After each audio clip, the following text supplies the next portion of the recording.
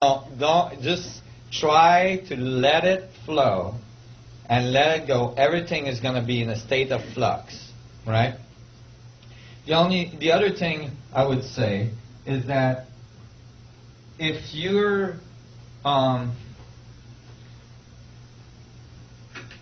if you are aware of these changes that are going on in the solar system, you can start to actually synchronize your resonance pattern, your energy to it by intent. And you know, that might sound very esoteric, but I think there's some validity to this. Meaning that you allow the change to happen in your body so you can adapt to the changes that are occurring in our environment. I think that this much amount of information, this much amount of energy coming at us is actually going to change our DNA structure very quickly. And we have to be aware of that and allow that to happen and go into sympathetic resonance with that. And if we resist that, there's a good chance we're going to get extremely sick. Because you are, several generations ahead of the common person out on the street here, what efforts are you doing to kind of prepare yourself to be a messenger to larger numbers of people to assist them in this process? Well, everybody has their own mission, I believe. Everybody is here at this time to do something very specific to assist in this change that we're going through. And for me, it's to bring a unified view of the universe and to bring a technology that will help us transition through these changes. For you and for many others, it might be completely different and supportive of each other, I'm sure.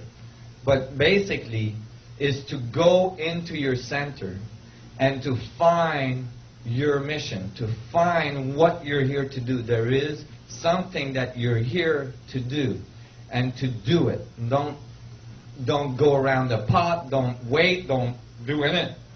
Just do it, And that's going to help the world. And commit to it. Do whatever is necessary to get it done, because there is very little time left. Go ahead. For me, it's to make sure that the $15 million needed to complete your research is raised within the next 12 months. And I have an email list here for everybody to find who wants to help me with that. Awesome. Wow. Awesome. And we're going to see how the application of this theory... Yeah, we're going to take a... So everybody's like wanting me to get out of the physics bubble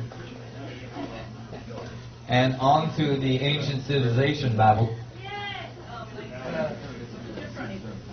There's no difference, that's right.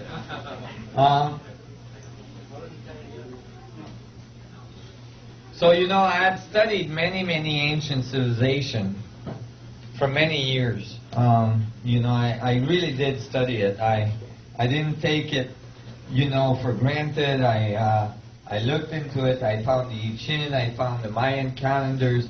I found many evidence. The flower of life, many different evidence of the 64 tetrahedron grid being implanted, the code being given all around the world. Okay? And it all comes out to the same thing. But I hadn't really looked at the Islamic,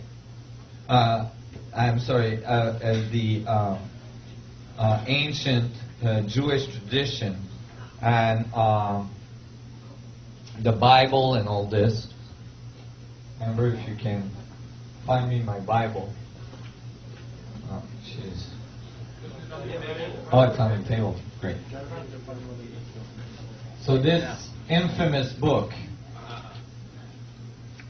I definitely, the reason why I wouldn't look at this is that I had an aversion to it from my childhood. I had like terrible experiences with the Catholic Church, and I was really, it was like school, and I really didn't want to have to look at it. I was determined I was going to study all the other religions first, And finally, and we didn't have time to go through all this today, you know. I've given week-long seminars, and even in a week, I don't have time to go through all this stuff. Some of the people here from Reno were at my week-long seminar in Hawaii, and that was fun. You all have to come next time I do one of these. When? I don't know. It'll be maybe this winter sometime. Where? Just get on my, in Hawaii. Just get on my email list, and you can all come to Captain Cook in Hawaii where I live, and we're going to have a great time. Swim with dolphins in the morning. I don't. Because I've been staying behind the scene for many years, because I'm building technology, but actually now I'm ready to go public, and you're going to help me with that, right? Yes. Okay. Oh my God. Now, so I've been studying ancient civilization for a while. You all have enough energy for this part? Yeah. Okay, there you go. Wow, you guys are in. All right. And so I was really kind of, you know, trying to avoid this part, but I got into it eventually, and I went to my local church, and I actually borrowed a Bible. And, you know, they give them away most of the time.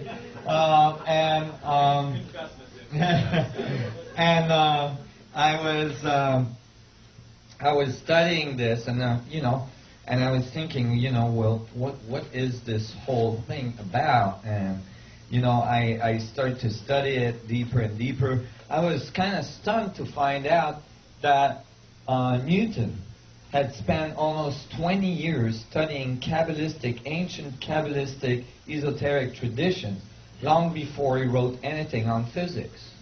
And actually, there is a book of his memoir that is from his own writing that says that actually all of the physics that he wrote, he pulled directly from the study of the Kabbalistic traditions. You know, that's amazing. Most people don't know that.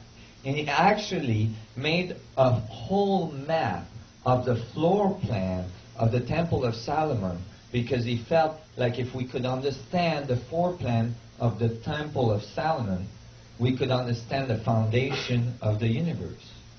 He was convinced that embedded in the Kabbalistic tradition was, and the ancient Jewish tradition, there was the key to the foundation of creation. And so he dug for many years, and he extrapolated all of his laws of physics out of them. Now, he obviously didn't understand some of the foundation of the Kabbalistic tradition, which eliminates the possibility for a closed system or for an isolated system. But in any case,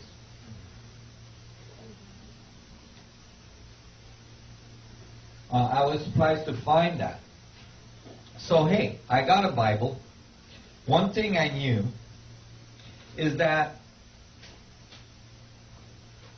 from what I remembered from my education in the Catholic Church, God, according to the Catholic Church, was this old man with a beard, you know, sitting on a throne somewhere, and with a pair of binoculars and a 2x4, and every time you screwed up, it just hit you behind the head, right?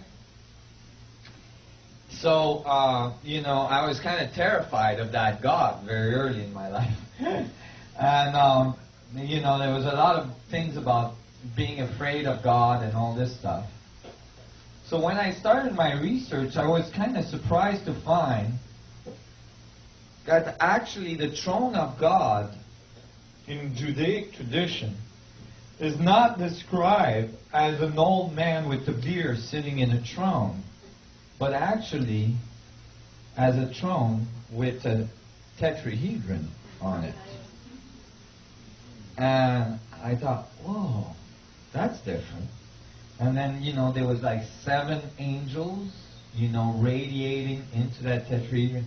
you got to realize as well that I didn't have time to talk about that much today. Actually, today my presentation has been a little bit all over the place. But, you know, I kind of improvise every time because there's so much material.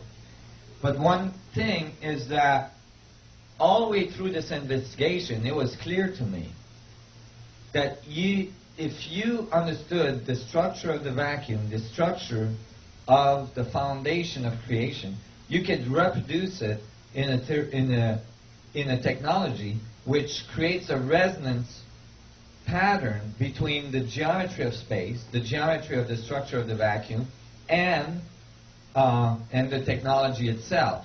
And if you could create that resonance link, all of a sudden you would download a huge amount of energy from the vacuum itself. You'd build a mini black hole.